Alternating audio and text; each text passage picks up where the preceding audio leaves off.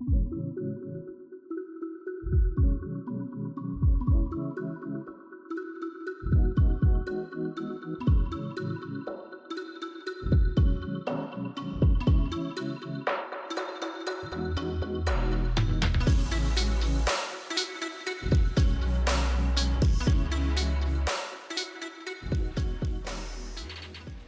believe that God's going to do something beautiful in this weekend. So yeah, but die wat nie weet nie, I am Andre Strydom. We're Strydom. You know, at school, when the young people used to pull each other's leg at school and, you know, spot ons met mekaar. And they will always tell me, "You stryd, jy bly dom, jy stryd, jy bly." But when Jesus changed my life, I became Strydom. So yeah, so it's a privilege to be here. I'm 63 years young, and my wife turned 60, and 3 weeks ago we were married for 40 years. And she's still becoming more beautiful. The other day I was preaching. This is really going to ask my congregation. 2 weeks ago, weekends ago, I was preaching, and I looked, and the next one I looked into her face. I couldn't help it. I had to stop and tell her, "But you look so beautiful." It's so wonderful to be. Hey, it's made for us. So it's nice to be married. Are you still in love with your wife? Only had a few. What a privilege that we can do life together in Christ. What a privilege when you find out that your wife is there. Not to irritate me, but she's my help. And she helps me many times. Because I forget everything everywhere, but she always helps me. So guys, it's nice to be here. Steve from the Dead, thank you for the invitation. We haven't seen each other this whole year. So it was wonderful. We had a catch-up meeting on Wednesday. So both of us had to go to the confessional and say, "Father, forgive us, we haven't confessed sins for 7 months. We usually open up when we are together." So the last time I saw him was quickly in December. Before that, another 2 months went by, and we didn't see them. I just want to also honor Pastor Patrick. I met Pastor Patrick, Mark, Luke, and John today. I know those are the disciples, Mark and Daniel, and and his son Isaac. Yes, what a beautiful team. You know what, it was so wonderful just to sit amongst you guys and to feel that vibe. And I like that vibe of young people. You know what keeps my spirit healthy? Young, anointed people. I love to listen to their podcasts. I love to listen to things because there's such a freshness on them. And when I listen to them, I'm reminded that it keeps my spirit fresh. So listen to the young men. No, we grew up in a time where they said young people must only be seen and not heard. I thank God. There's a few courses I do at one time that young people have developed. And you know what? It strengthens me so much. So I honor all the young men here today. And I honor your team. It's wonderful to do this conference with you guys. Yeah, and I also saw today that they like to eat, so praise God. They are brothers in Christ, for sure. Yes. So guys, tonight, I want to lay a foundation, and I'm going to challenge you a bit. And I hope you are challenged tonight. I hope that God stretches you tonight. I hope that God's going to take us deeper. This is a prophetic conference. So let me ask you your first prophetic expectation. What have you dreamt about this evening where you've seen God has taken you to His chambers and showed you what He wants to do in your life this weekend? Or how many of you are still on the place where, I hope I get a word, I hope I get a word, I hope I get a word.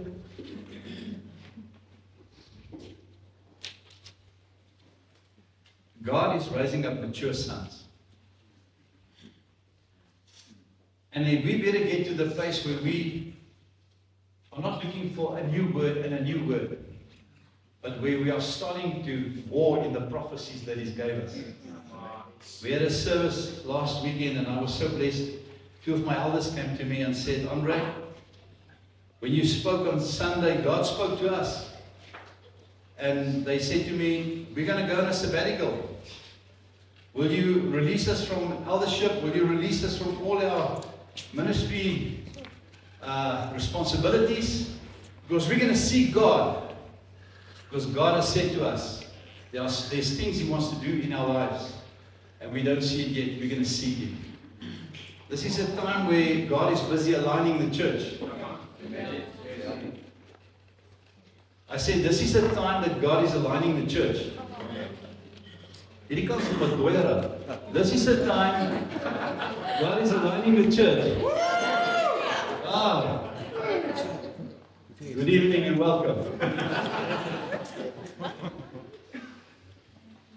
God is really doing something in the body, and it's going to look different. And it's going to be fresh. Still going to challenge you with a few words that God gave us.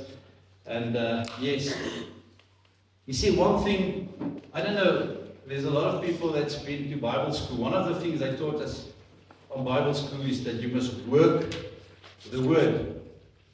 Who says amen? Work the word. Say amen. Amen. Now one thing, if the word is Jesus, how can you work Him?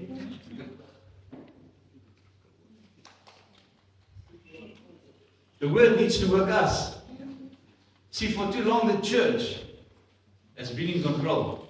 We want to work everything. We want to be in control of everything. It's time for the word, that we will allow the word to start to work us. And to get us to the place where God can reveal Himself. Because it's about His kingdom. It's about revealing Him. We can just radiate what we see. So I want to challenge you tonight, that you will allow the Word of God to do something fresh in your heart. Okay? So English is not my first tale, but God's going to help me. All right. I'm going to start with the scripture tonight. I asked you, what is your expectations? And I'm going to ask the lady at the computer, where are you? You please get to your post immediately. Don't be slothful. Do a diligent work here, please. You're not finished yet. Okay, put up the first scripture.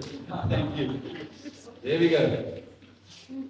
I want you to read this with me. Since then, you have been raised with Christ. Set your hearts on the things above, where Christ is, seated at the right hand of God. Let's just stop there. Because we live through the resurrection power, it says something changed in our thinking.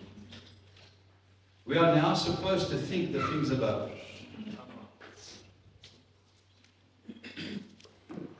There's a young man that I was doing my quiet time the other day, and I don't know how it worked, but I discovered a young man that's not, I'm really praying for that young man because I love what the young man does and what God is doing through the young man. And this young man, they call him the Mozart of Gen Z. I showed Steve and see my brother Todd, I showed him that the other day. This video of this young man that God just opened up something inside of him, that music is alive in him. And what he did, this is the video I saw, is where he would take a crowd and he will get the crowd that's never sang before with him, and he will make a choir, and you will see how this choir starts in harmony, make the best sound. And this was the world that made this sound. And as I looked at that portion, I felt the Holy Spirit spoke to me. And maybe this is the first bomb I'm going to drop. And I just felt God speak to me about the typical fivefold ministry we have in the world. And as I saw this young man take a whole crowd and make them part of the evening, and they started to sing. I'm going to mention his name because then all of you are going to Google him afterwards. But I think most of you know already. And I saw what this young man does with a crowd, and how they felt that they didn't leave the place and they were entertained. They left the place and they were partakers. And I heard the Spirit of the Lord say to me, Andre, I want my church to start to make that sound that's going to resonate through the heavens. But the fivefold ministry will have to become conductors again. A lot of them have become dictators. God wants to change something in the fivefold ministry. You know, I love the words that Paul said in 1 Corinthians 4 when he said, we are at the lowest place in church. We are there to serve the body into their purpose. At the end, we must just get our congregations to make the sound. In this week, while we were praying, I just one stage felt the Spirit come over me, and I started to sense that He's saying something to me, and He spoke to me about that thing again, and He said, and He showed me a body, and I saw this body starting to resonate, make the sound, and I saw frequencies, and I saw something starting to resonate in the spirit realm, and the next moment I saw the angelic start to sing with the congregation. And the next moment I saw pockets, portals breaking open. And the next moment I saw the glory of heaven starting to break forth on this earth. And I want to tell you, we're in a time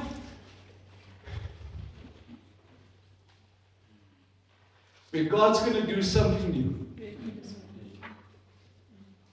But it's going to come out of a sound. Not from one person or two people or three people that are anointing and has a gift. It's going to come from the body of Christ.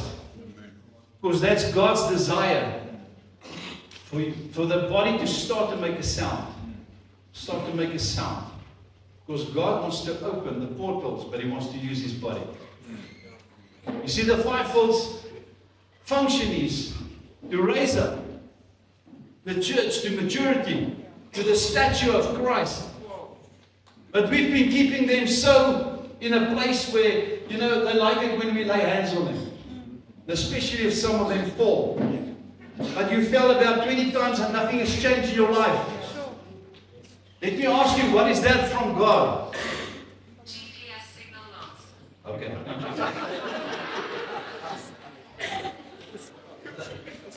Somebody lost his signal.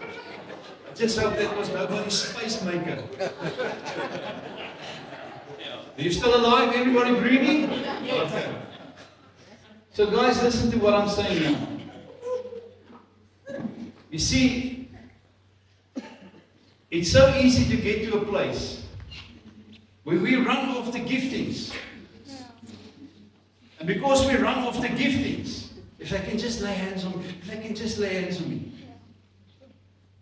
you know what? That's a soulish ministry. Because it's causing you to feel good. I'm not saying it's wrong to lay hands on people. I'm not saying it's wrong when the power comes on you. I'm not saying it's wrong when you fall down and you shake under the power of God. I'm not saying that. But what I'm saying is, when you're just in it to feel better, you know what? There's a lot of giftings in the body that loves that ministry because people, they are willing to pay for it. And you have a lot of flashy, fivefold ministers. And they talk about their big bank accounts. And they are anointed, appointed. And let me say, it might be a different spirit that is manifesting through that gift. Because it's been hijacked. Because it's not the purpose of God. I want to say to you, get to the place where you stop running after gifts. And start seeking the giver of the gifts. And start to make your own unique sound like you've never made it before. And allow God to open up the heavens. When you're in the marketplace, wherever you go, the anointing must just come. I love it when I sit in a place and the anointing falls on me. Because I know God's about to do something. That's the easiest ministry I've ever done in my life when the anointing just falls on me and I know this is God's agenda. I must just be there. Even if I don't feel I want to do it, I must just be willing to do it. God's going to do what He needs to do. You see, it's about obedience. It's interesting that there was a father that had 2 sons, and he told the one, go and do that. And he said, I don't feel like doing it. And the other one said, sure, Daddy, I'll do it. And he never went. But the one that said, no, I don't want to do it, he went and he was obedient. Which one was praised? Not for his attitude, but for his obedience. Just a question. God is looking for an obedient body.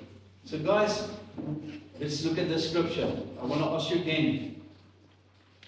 Set your hearts on the things above where Christ is seated at the right hand of God.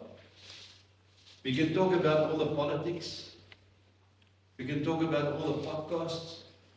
But I'm asking you, when was the last time you went and you visited God in heavenly places and just allow Him to set the stage in your mind through His Spirit? See, it's one thing to trust God. It's nice to pray, Lord, as it is in heaven, help me. We know it by heart.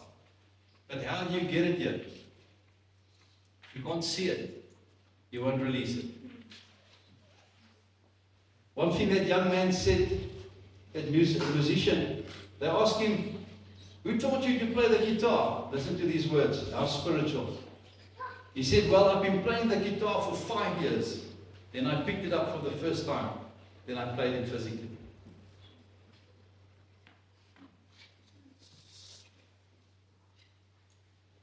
There's so much ministry. There's so much power. There's so much glory that God wants to reveal through you. But we go to a meeting and somebody prays for you and excited until you get to the next coffee shop. And it's over. God wants us to live in the realm where we start to set our minds on the things that are above.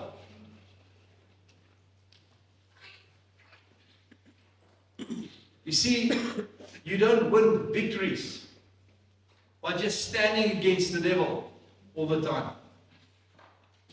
You shift things in your life when you get God's perspective and you release it into your circumstances. But can you see your outcome? Can you see your breakthrough?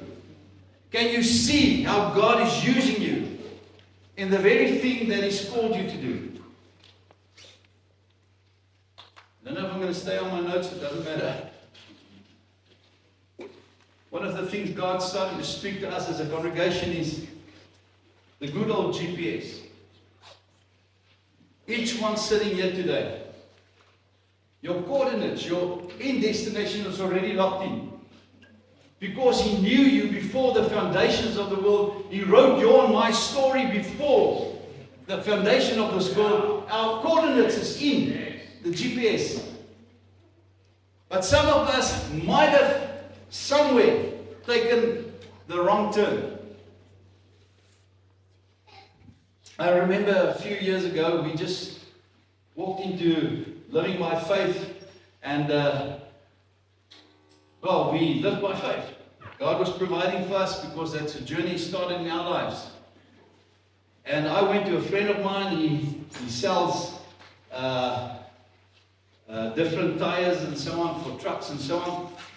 So he said, I'll get you a set of good tires.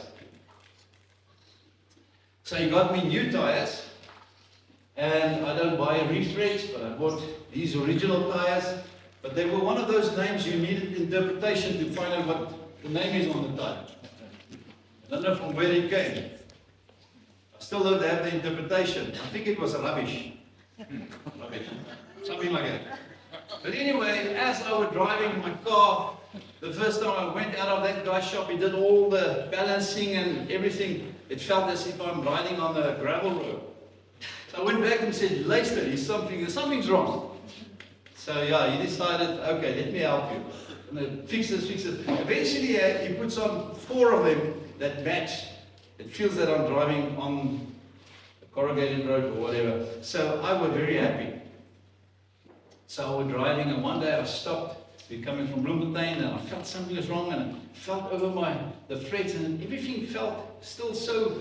These tires must still go for a few thousand kilometers. But as I took my hand over, I came to one place, and the wires were sticking out. And I heard the Holy Spirit speak so clearly to me. He said to me, Andre, you made a decision to go for the cheapest one. He said this to me, you placed yourself in that season. And the only way I can bring you back into a season of blessing is when you find out you've deviated. You've taken the wrong turn. And I tell you, this car I wanted to sell the car. You know how men are. If it doesn't start in the morning, you just want to sell it because it's rubbish. Yeah? Your car is your vrou. Just listen to what I'm saying before you. The moment you go and you wash your car once again and give it attention, you drive to the shop and it's the best car in town. Ben, is that true? So stop being lazy. Service your vehicles and your wife. So we put ourselves through decisions we make. We untangle ourselves from the decision of walking in the direction that God has already placed in the GPS, your spiritual GPS, and we land up in places where God hasn't called us to be. Make wrong decisions in relationships. Oh, this job, I'm going to get so much more money. You go for the job and you deviate. Because all of a sudden, you are exposed to so many demonic temptations at that job. We have deviated. But I'm telling you, this is a time where God is saying to the church, it's time to reroute. Andre, how do you reroute? You stop those relationships with those friends. You love them and you start to seek follow your coordinates. Let the Holy Spirit get you back into the flow you need to be, so that He can accomplish in our lives where we are supposed to go. I want to say again, that's just a scripture for many people. Set your hearts on the things above, where Christ is seated at the right hand of God. Let me ask you one thing. I asked you, what's your expectation for this week? And a lot of people's answer is this. As if you're just listening to what I'm saying. Yeah, that's a good question. No, I'm asking you, what is your expectation? If you don't know, it's time to go where Jesus is seated. Find out, Father, what do you want to do with me this week? What do you want to change in my life? Where must I reroute? Maybe you had some scrap of a pastor and now you're running from church to church. You need to reroute. Maybe you had some scrap of some brothers and sisters in your church and you're running from this and that and bad-mouthing these people and bad-mouthing those people. You need to reroute. So let's look at this beautiful scripture. I'm going to come back to the scripture. Let's go on. There's another scripture I just want to bring to you. You can put on the next one for me there. Thank you. I've got a new system there. Bless you. I'm so glad the previous one wasn't good. Where are you? Bless your sister for what you did. Okay. The Bible teaches us that Jesus is light. And when we think about light, some of your deepest revelations concerning light is the speed of light. And we think, well, Jesus, when we pray and He answers our prayers in the speed of light, it moves by about 300,000 kilometers per second. That's how fast God moves. But you know what? God lives outside of our light. When the Bible says God is light, it means, what was that? Speed of light. That's just the speed of light that came in here. So what is it when it says God is light?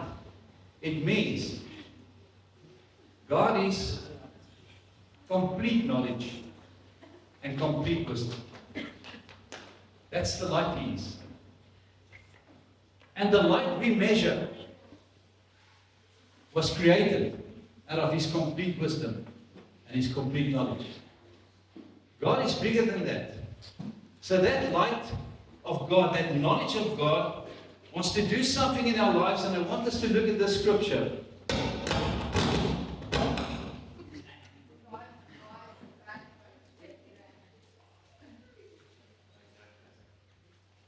I shouldn't have eaten that extra.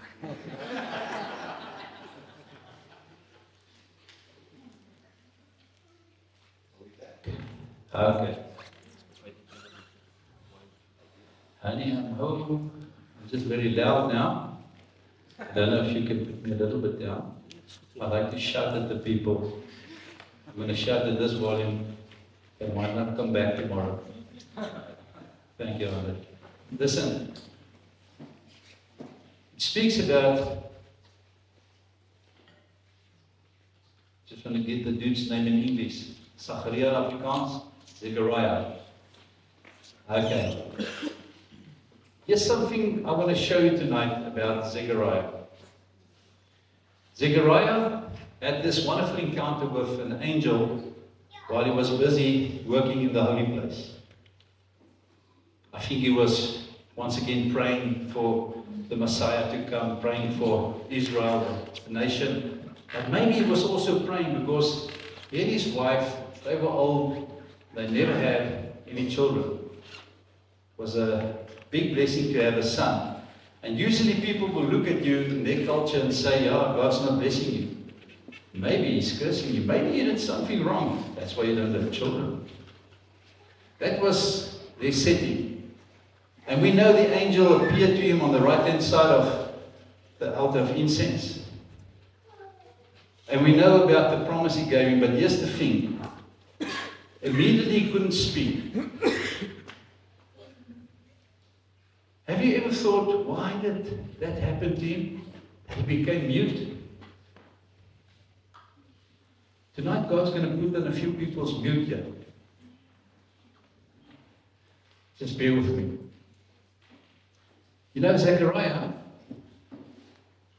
was the one through whom God decided that John's going to be birthed and he's going to prepare the way for Jesus. And yes, it happened. His wife Elizabeth was pregnant. But here's the beautiful part. God made him mute. Why? You see, he had the ability with his mouth where Satan could attack him. And what could have come out of his mouth could have caused God's purpose to be deviated. So God muted him. Listen, all of us at some stage, and sometimes deliberately, sometimes you just give over to your soul, and what you are doing, you are messing up through your words, through your intentions, through your body language, through what you say to others. You're messing up your prophetic destiny. Because we are not speaking from Colossians what Jesus shows us in heavenly places. Okay? So, God made him mute. I just want to show you this part. So the day John was birthed, they asked, what must his name be? He must be circumcised. And Mary said, Elizabeth said, it must be John. And they said, no, we must have a family name. And that was the first time Zechariah, he wrote on the board, and then he said, his name must be John. But here's the thing. Then his mouth went open, and then for the first time he spoke in line. He started to praise God for his grace. Then he started to prophesy of his son. Then he started to prophesy about Jesus. And I don't know if you ever have listened to what he has said about Jesus. I want to read this to you. He says, since then you have been raised with Christ. Sorry, no, I'm with the wrong scripture. Okay, there we are.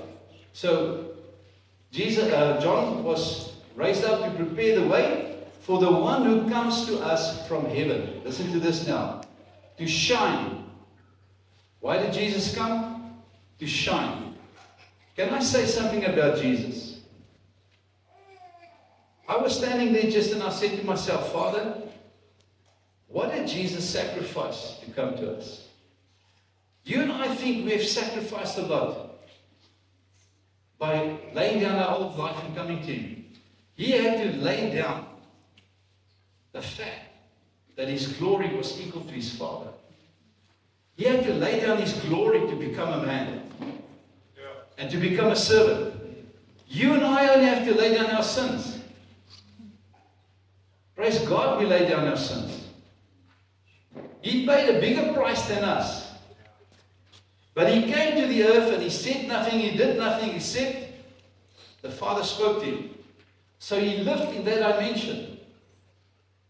He set His heart on the things above, and He only said what His Father told Him to say.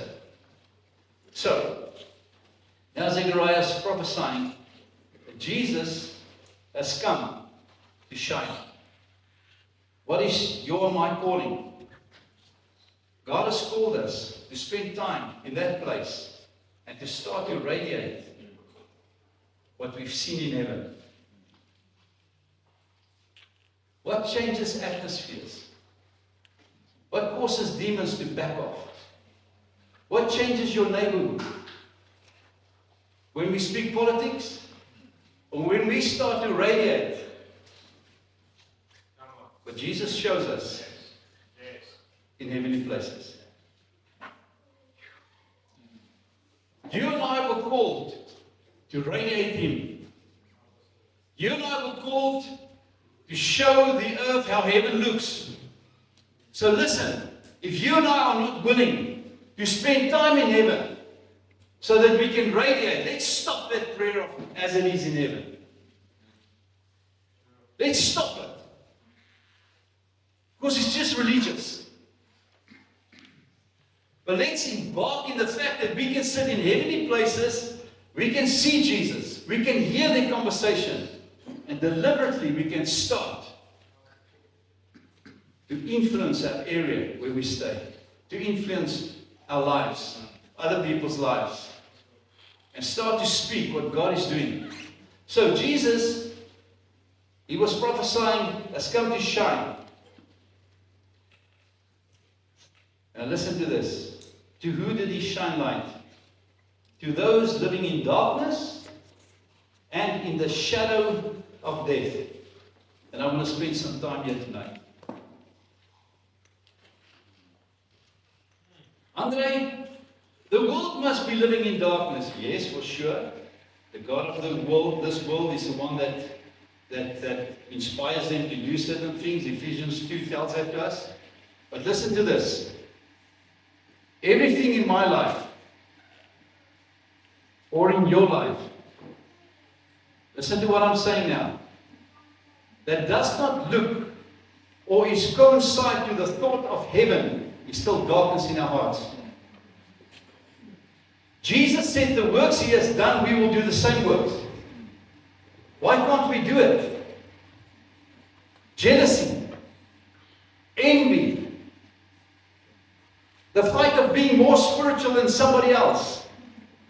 I have got more anointing. I have prayed for 10 guys and 9 of them fell over. You only prayed for 10 and only 1 fell over. I'm more spiritual. No, you've got more pride. Jesus' light has come to get that darkness out of our hearts so that we can start to radiate the true purpose of Jesus. This is a prophetic conference. So did you come for a beautiful word, or did you come to find out, how can I be the biggest prophetic sign on this earth? The only way is to radiate His light. Hello? You still here? Okay. You still doing well? Thank you guys. Your enthusiasm. Some of them I can see is praying these skietgebede, you know. That's that pray, you just say, Lord, help me. Yeah? You don't have to, He's going to help you by disposing of darkness. But here's the second thing. And those who are living in the shadow of death. I want to speak to you about this. We all know our last enemy is death. Are you with me? If I live and I serve Jesus, but I'm clinging to a stronghold of a negative thought in my life, I'm living in the shadow of death. What do I mean by that? God is light. Let's make it practical. If you've got a nice 300,000 kilometer piece of stretch that is nice and straight and there's no obstacles, and you put in that light, within 1 second we can see the light on the other side. But here's the thing. Light disposes of?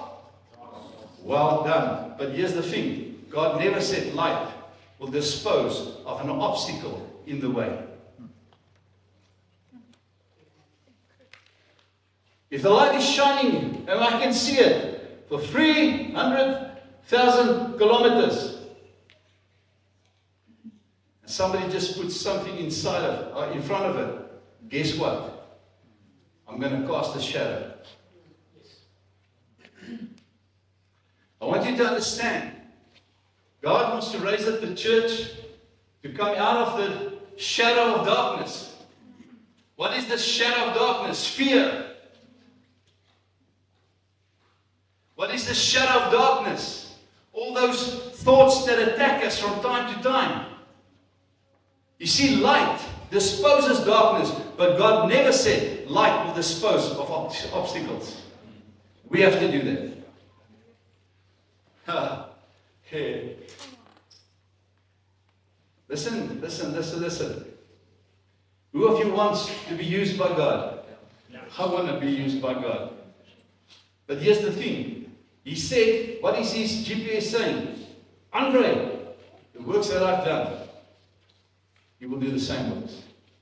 You're going to do greater works. I'm going to the Father. Why is the church not doing the greater works? I think many congregations, the moment God's glory falls in their church, the church will think, yeah, we are right, the others are wrong. Obstacles that causes the light to stop. Isn't it interesting that every book about revival was written after the revival? And most of the times, by the time the guy writes the book about why revival started, it stops. Because we are not in charge of light. The Word wants to work us, and light wants to radiate from us. But we need to get to the place where our conversation in heaven becomes a reality. It doesn't mean, it doesn't help. We speak about Jesus on a Sunday morning and the rest of the week. And can I say this in Afrikaans? I'm promise twak. You know what? The very thing that your mind is set to, listen to this. This is a spiritual truth. We attract that. There's a lot of people, their whole life they are busy with spiritual warfare because they are just busy with demons. Why? You're attracting them. It's not that you're so spiritual. You're so busy with the wrong force because you're living in the shadow of darkness. Yeah, but Andre, God has given me that ministry. Let me say to you, God gave nobody a ministry to fight demons or, let's say, fallen angels in the second heaven. We are not graced to do that. We are graced to stand on earth and to radiate Jesus.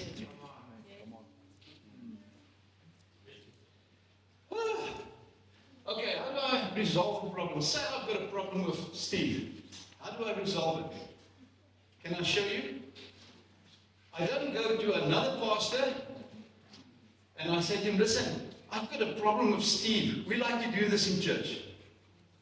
And then that pastor will somehow also agree because there's a shadow of darkness in him as well. Yes, I know he's a little bit off.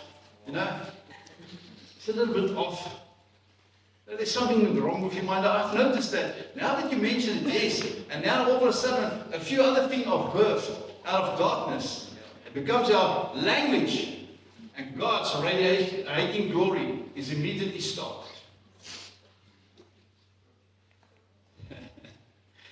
This is how it works. So what was I supposed to do? I was supposed to take Steve, if I can't go to him in the beginning, but to take him to that place. Say, Jesus, show me how he looks in your eyes. What do you see? It might be that God will take a few scales off my eyes.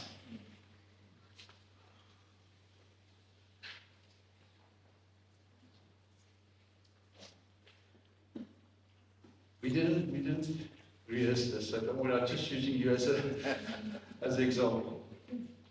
Come on, guys. Every church, every brother, every sister that's different from us, they've got their own uniqueness that you and I battle with. And we've taken that into our thinking. We have distorted the glory of God that's supposed to radiate from us. So, do you want a breakthrough? A lot of people don't like to come for counseling to me anymore. Because I'm not going to cause you to feel good. We cannot reflect Jesus. Go to somebody and give you some pills so you can feel better. Get cross with me, I still love you. It's fine. Andre, that's a hard word. Yes, it is. Because it's time for God's glory to dispose of darkness. But it can only happen through you and me. That's the one ability God gave us, to cast down the shadow of darkness and allow His light to destroy darkness. So, let's look at your life. What are the things you're moaning about? Let's be frank with you tonight. It's the very things you set your mind to, and that comes out of your mouth 24/7. Maybe I must jump to that scripture now. I don't know where it is, but quickly go on. Say, give my aangaan. I want to just, you can go on. Go on, go on. Go on. Yes, stop there. The other day I heard the Lord speaking about this scripture. Now, we like interpreting scriptures, and you know, it's nice to interpret scripture. And the best I could do about this scripture was, what has been will be again. And we can go on with the rest. You know that scripture? But was sal weer wees.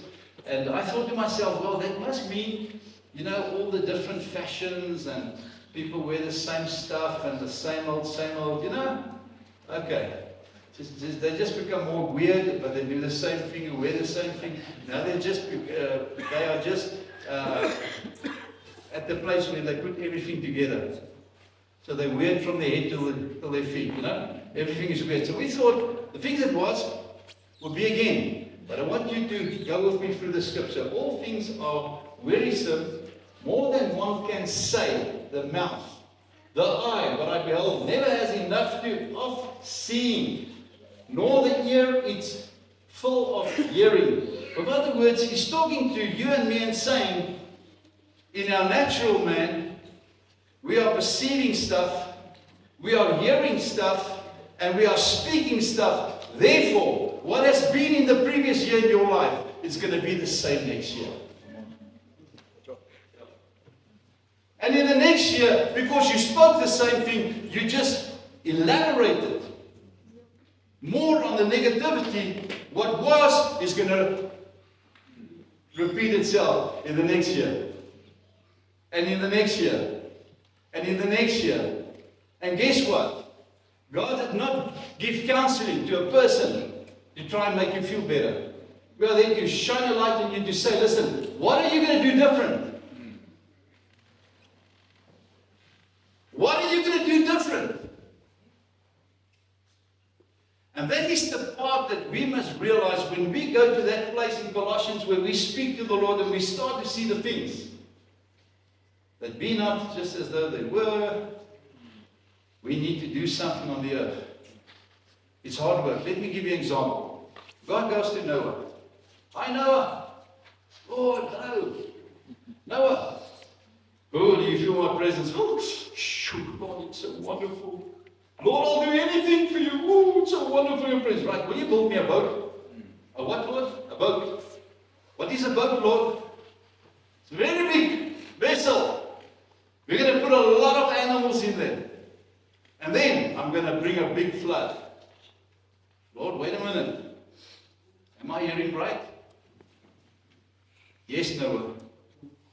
Oh, Lord, but your presence is so wonderful. Okay, I'm going to give you the blueprint. Listen, the thought was like that. But working the word was 57 years. You see, that's why every week we need a new word just to feel better. Feel better. Feel better. Feel better. And we are not reaching our prophetic destinations.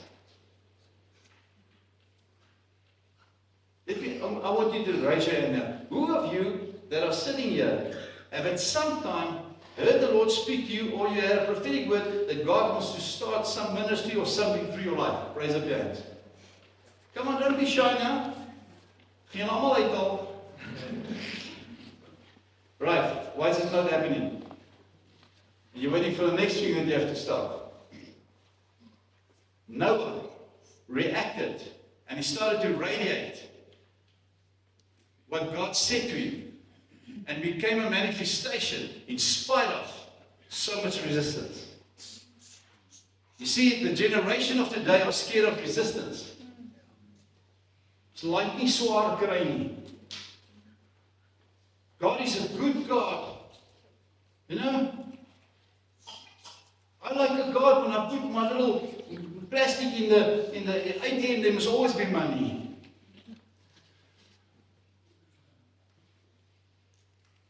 Meantime, God is saying to you and me, church, it's time to reroute. Because I'm telling you, God's going to move in a way. And if we, as the older generation, are going to stay in the stale gospel we've received through tradition through the years, we're going to miss it. And we will fight the generation that's rising up. Because we will have all the answers and the wisdom in our eyes why this cannot be God. Especially if one guy rises up and is full of tattoos and God's doing miraculous miracles through his life. Lord, I don't have one tattoo.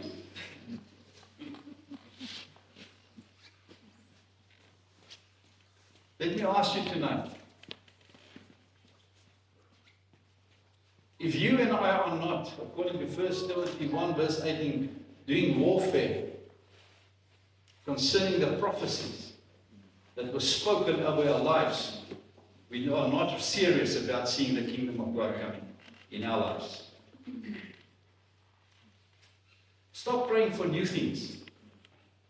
If you can't even work the old things, why must God give us new things? Yeah, but we like the scripture. God's doing a new thing. Yes, yes. You know what? He started this new thing 2,000 years ago. That's starting to get up.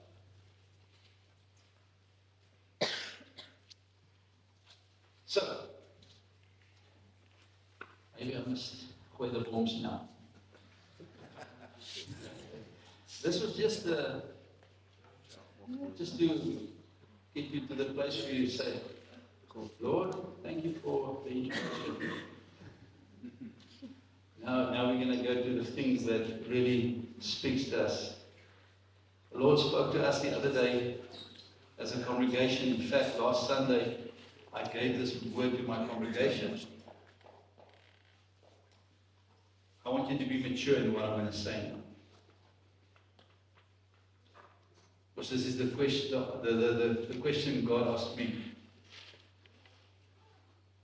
Right. We start the year. Then maybe it's prayer and fasting for vision for the year. Okay. Then we go to the next thing. We prepare, for Passover. So it's Lent and all those things. We do it. Okay, then it's the next thing, Pentecost. And then it's the next thing, Tabernacle. And some of us that likes all the Jewish things, we want to bring that in as well. New moon and all that stuff, we bring it in. And at the end of the year, the only feast we have is praise the Here we made it this year. The year is over. Woo! Just a small break, Lord, then we start all over again. And I heard the Holy Spirit ask this to me. It's not for you. It's my church. Andre, are you not, you and your congregation, going around the same mountain that the Israelites went around for 40 years, where they could have walked into the promised land ago? Let me tell you, our good church programs, many of them, is just a church that's going off the flow. You see, God wants to create a new day. God lives outside of time. He wants to create His day, which is called the day of the Lord. It's not called Passover. It's not called Pentecost. He gave us a package deal so that the day of the Lord can come. That's why the fulfillment of heaven is going to be, there will be no sun and moon. So, unfortunately, that nice bed of yours will not be in heaven. Because He doesn't slumber and sleep, and neither will we. We're going to have one day, and it's called eternity. Okay, so do you want to know, how do you create the day of the Lord in your life? You want to know? Because of you, I will tell you. Okay, and there's another one here. I'm going to tell the two of them. Okay, go back to Peter. I must show this to you. Right. Concerning the salvation, just told us about the beautiful promises Jesus gave us. The prophets, you see, this is a prophetic conference, so I must use the word prophet. The prophets who spoke of the grace that was to come to you, searched intently and with greatest care. See, here you see the prophetic. It's wonderful to have an anointed man like Patrick in our midst, but Patrick will tell you he did not come cheap. Patrick will tell you there's no glory in just giving a word to somebody. Patrick will tell you when God speaks to you, sorry for putting you on the spot, there are things I need to search out intently to get the heart of God, because God is busy drawing him near to Himself, because His light wants to shine on Patrick so that Patrick can radiate the prophetic reality of heaven on earth. It's not just about telling you about nice things. Patrick, am I talking the truth? He must help me. So let's go on. Trying to find out. Listen, I'm telling you, it's hard to hear the voice of the Lord clearly. He speaks through so many ways. Sometimes because you and I are sometimes, only me, not you, because I am sometimes so restricted in my thinking. He has to use practical things to try and convey a message to me. I see something and all of a sudden something sits in my mind and Lord, why is it the third time I'm seeing this thing today? He's trying to use my reality to get a message from heaven. Because let me tell you, God's not going to sit at you. Few people had that experience. But this is not the way He's going to speak to all of us. You will have to search Him out to find out what He's saying. And you will have to find out what you believe is His will. Isn't it maybe your manipulated, soulish desire that you've prayed with so much feeling and excitement that you believe God said to you, do it. And tomorrow He changes His mind again and says, no, don't do it. We have to search out His will. het 'n sak toe gehad. Wys in die sak. Guys, it's hard work. Dear friend, but let's go on.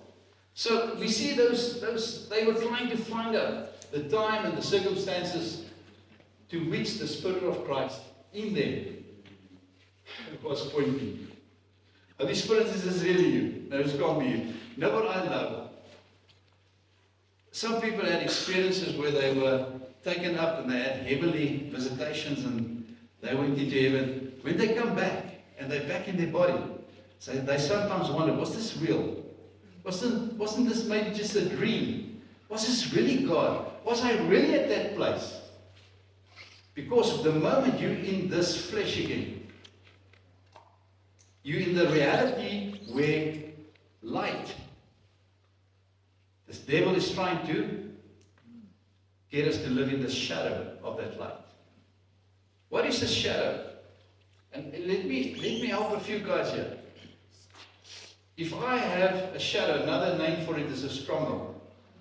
You can't cast out the stronghold. You can only cast it down. How? By changing your mind.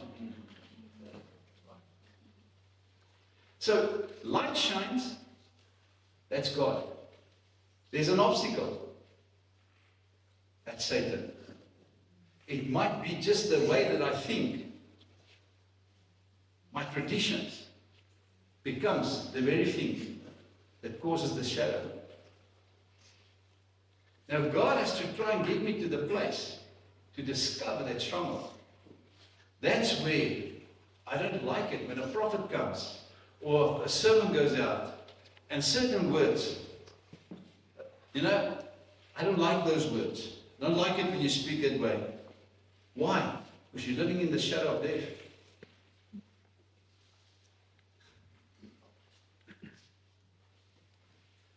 Because there's things you don't want to expose. There's things you don't want to deal with. And sometimes we don't like it, guys.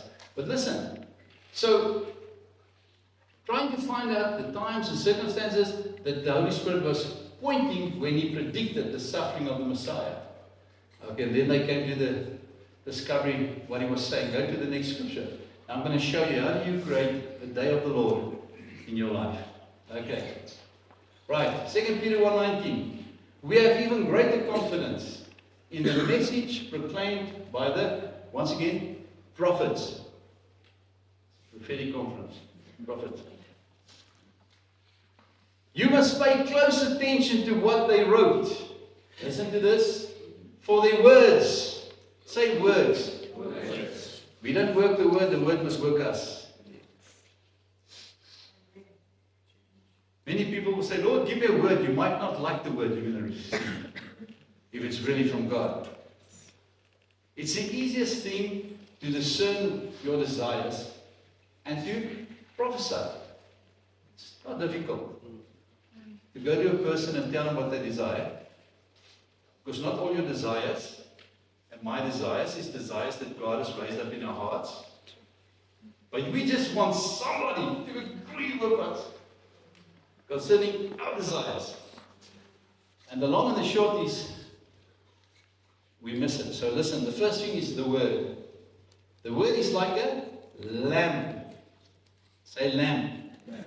Okay, let's just keep you awake. Lamp. Word is like a lamp. When the Bible says, your word is a lamp unto my feet, a light unto my path, it doesn't mean you're walking in the light of day. It means it's just giving direction. Hello? I thought it's just when I go through a difficult time. No, it's when God wants me to break through into His day. So, the lamp is so nice, Lord. Look at this. I can see scorpions, scorpions, everything, Lord. It's so nice, but I can only see this part. And they give me a lion waiting for me there. Okay, so the word is a lamp. Shining in the dark place. Where's the dark place? It's behind the shadow, the darkness. Listen, why I need to discover it. Until the day dawns.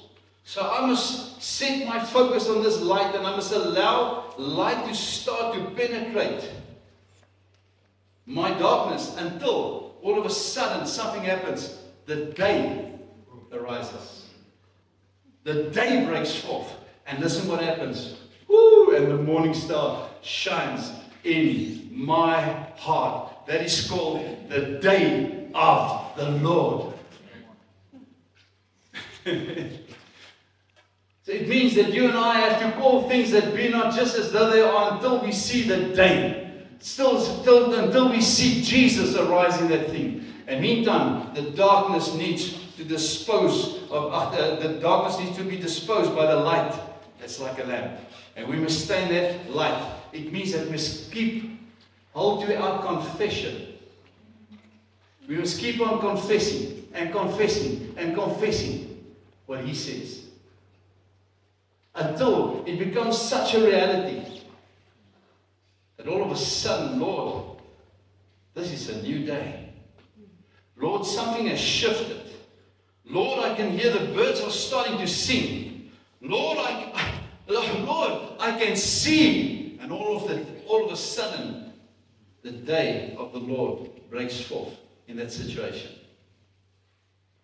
You cannot counsel somebody into the day of the Lord. You've got to take the lamp, drive out the darkness in your own mind, so that the day can break forth. Right? Above all, you must realize that no prophecy, once again that word, in Scripture, ever came, read it again, from the prophets' own understanding. In other words, prophets, it's interesting that they were weird guys. You found them one side, and you found them living in the glory of God. That even when Saul went amongst them, all of a sudden his speech and everything changed, because they are living in the day of the Lord. Listen to me, listen to me. This is exactly what God wants to do in your life and my life. He wants us to live in the day of the Lord, that even when people come into our midst, they will start to see the light without you and I having to say anything. They will start to speak forth the very thing that we've attracted by setting our focus on it. The downside of that is, have you come to people and when you all of a sudden say, good morning, you feel so depressed. Oh boy, what's going on? It's because there's just darkness. In Afrikaans, as jy nie kan sê amen en sê eina. Okay. Guys, all of us have been there. This is not me taking out a rod and hitting you tonight. But this is the things the King of Kings speaking to us about. He's tired of the church going around the same mountain. Same old, same old. Same old, same old, same old. And the expectations of what God's going to do in the service is the same old stuff. Same old. When you give the invitation, the same 10 people stand there. And they are good and faithful. Next service, the same 10 will be there. Praise God, you good and faithful people. You are causing your pastor doing so good. See, this must be the Holy Spirit. He spoke to you, the same 10 are there again. But I want somebody that will be there every service until he sees the day.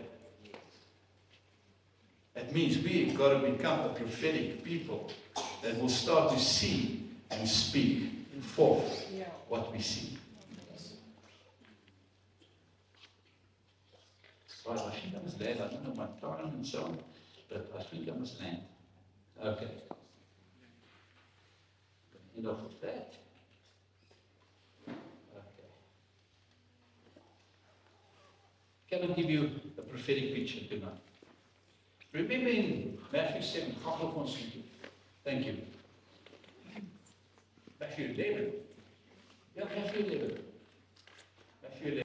There was nobody like Moses. Moses. You know Moses? Moses.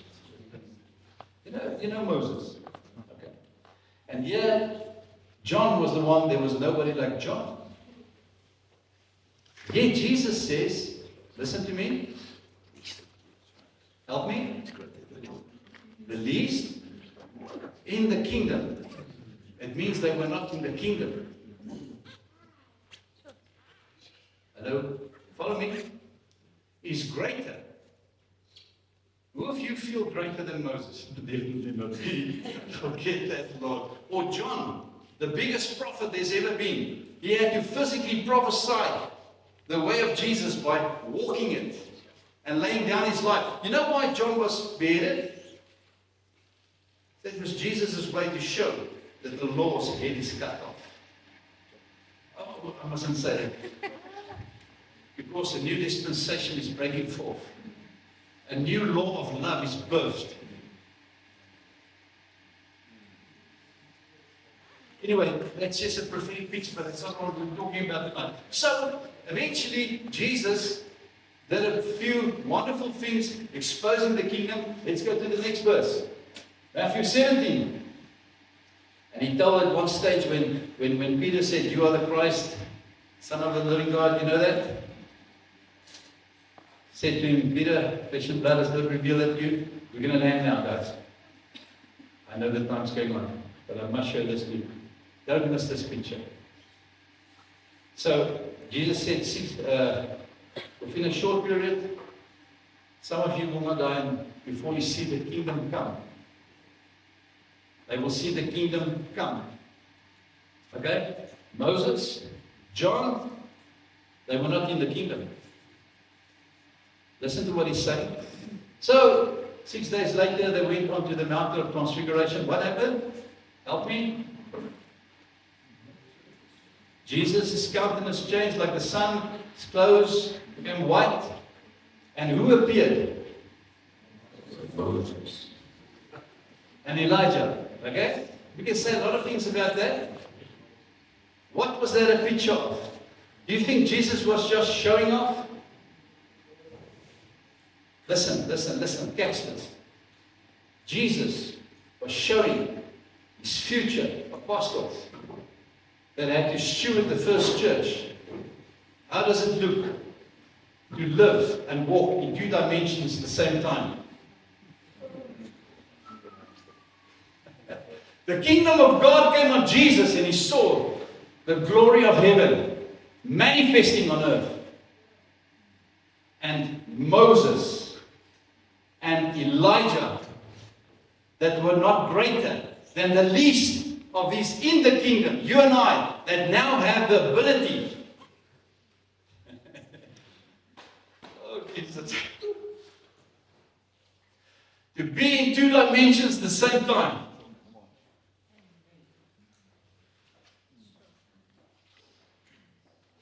And you know what happened there? His father appeared to him. There came a cloud of glory. Why? The angels appeared there. Did Jesus not say that the angels are sent to serve us? Just one footnote. Stop seeking angels. You're not spiritual if you seek angels. They don't want you to seek them. They are there to serve the purpose of heaven that we stand for. Stop seeking angels. Seek Christ. And Him crucified. And risen as the Son of God.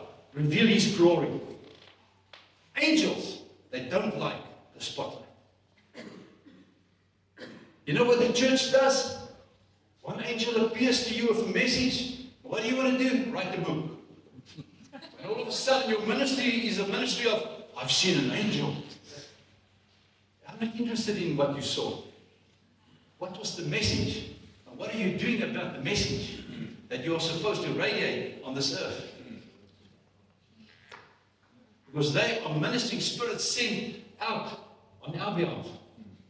Angels are standing ready to minister to us.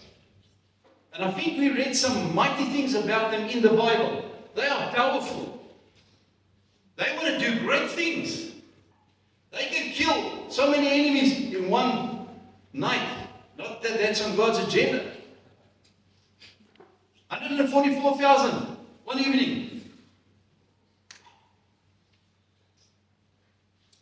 God wants his message, Jesus, who said, you and I will do greater things.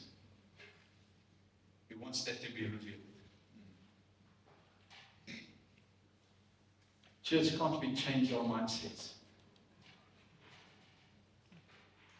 Can't we start to embark what he's saying? Pay the price to stand for what he said. Listen to what I'm saying now. He's not going to say something weird to you. It's going to force you to cause division in your church. He's not going to do that. Because God's heart is for his body, not for a gift. God loves the gifts. They reveal the grace of God. Listen to what I'm saying. God doesn't want to show off his gifts. He wants to show off his goodness to the body, so that the body can show the goodness to the world. Those he called, he predestined to be like Jesus. It's time for the church to become a church. It's time for the church to become like Jesus. I've been thinking this whole evening. Steve one day told me something that Andre, where's Andre, said. He said, let me have a prophetic conference. You want a prophetic conference? Right. Behold the Lamb. That's the prophetic conference. Behold the Lamb. You want a prophetic word? Behold the Lamb. Now, I want to hear about my own personal life. No. Behold the Lamb. And then reveal the Lamb.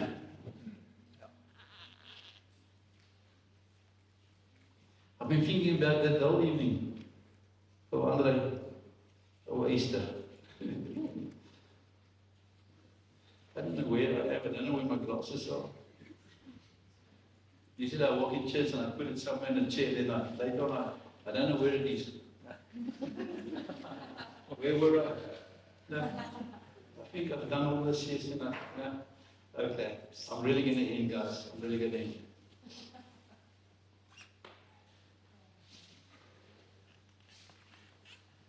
This is something that God really challenged us on. Challenged my life on. And I want to challenge you as a Christian. Who of you are older than 33? You can raise your hand. Older than 33? Shame. See, that's how we feel about it. But God challenged us, and I want to challenge you. We are in a prophetic conference. Listen to what I'm going to challenge you with. I just had a conversation with him the other day. It sounds as if I must have these wonderful discussions with the Lord. That's my interpretation. It sounds better than how he speaks. It's like this. I don't know how other people experience it, maar ek's nog 'n groentjie. Still learning. So this is what he said to me. And now I'll make it more spiritual. Andre? Yes, Lord. Listen. He asked me a question, Andre. What was the spiritual example I left for you? I said, Lord, this is what I was thinking in my mind. And I thought, well, and it dawned on me. And I heard him say this to me. The church has become old in their senses. Some of us are already preparing to die. No? I'm going to die one of the days. I must get ready, I'm going to die. Listen to what I'm saying. This is a prophetic conference. I'm trying to give you prophetic nuggets tonight. Yes, there is a judgment on our bodies that we are not going to live forever. But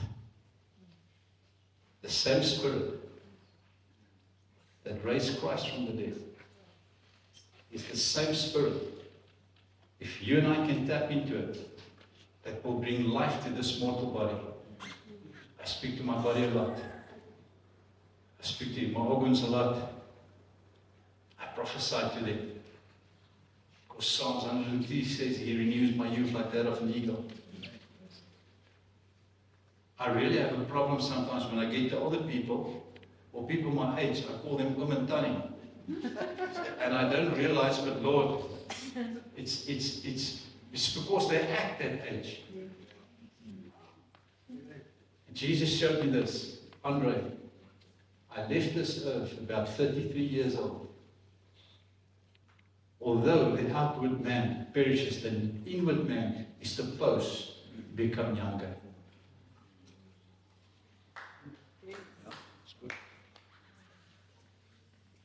How old is your spirit? I don't know. I feel about the 320 years old. I feel hard, young. I don't know how long I can take this anymore. I'm going to change your prophetic perspective. Psalms 103 says, I want to renew you. If that's going to be the age that we're going to be in His presence forever, He wants us to be that age now. Stop getting older. I'm not talking about normal processes your body might experience. But you might have to confess and say, God, forgive me that I partnered with so much negativity. Oh, it must be my knees now, it's winter again, you know. Become a weather prophet. Winter's coming. You feel it. 3 weeks. It's going to be very cold.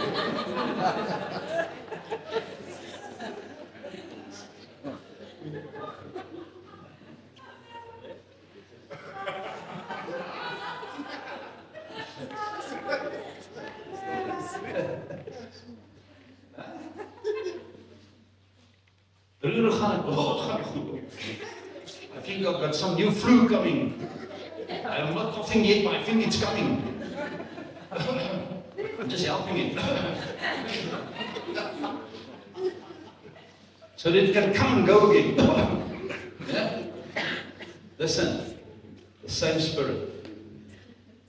The same Spirit. Guys, I sense the presence of the Lord. The same Spirit that raised Jesus from the dead wants to quicken your mortal body. And not only that, God wants us, and I'm giving you a word now, to go sit in His presence and to seek His point of view and how He sees your body, so that you and I can start to hold that life on this life. So that this vehicle will support the Holy Spirit on this earth, so that God's kingdom can be glorified and revealed on this earth. Stop being an old, stubborn old pain in the something. Get to the place where you will allow God to speak to you and change you.